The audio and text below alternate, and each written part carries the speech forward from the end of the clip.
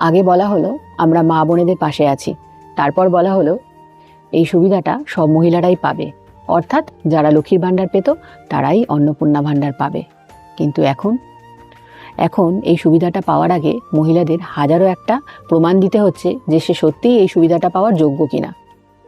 অন্নপূর্ণা ভাণ্ডার, যেটা মহিলাদের প্রয়োজন এবং অধিকারের জায়গা থেকে আসার কথা ছিল, কিন্তু এখন সেটা এমন সব জটিল নিয়মের মধ্যে ঢুকে যাচ্ছে যেখানে সাধারণ মানুষ ফর্ম ফিল আপের ভয়ে পিছিয়ে আসছে। 12 পাতার ফর্ম, একের পর এক কাগজ, একের পর এক শর্ত।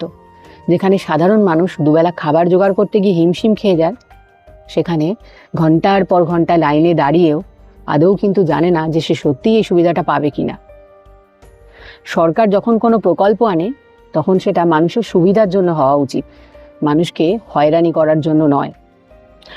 আর যখন কোনো মহিলা এই সুবিধাটা নেওয়ার জন্য সরকারের দ্বারস্থ হয়, তখন কিন্তু সে তার পরিচয়পত্র বা প্রমাণপত্র দিতে বাধ্য সরকারের কাছে, কিন্তু তার পরিবার বা তার বাড়ির ত্রিপুটি দিতে সে বাধ্য নয়।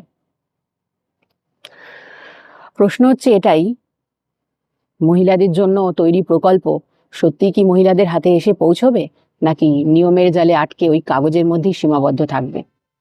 দেখা যাক।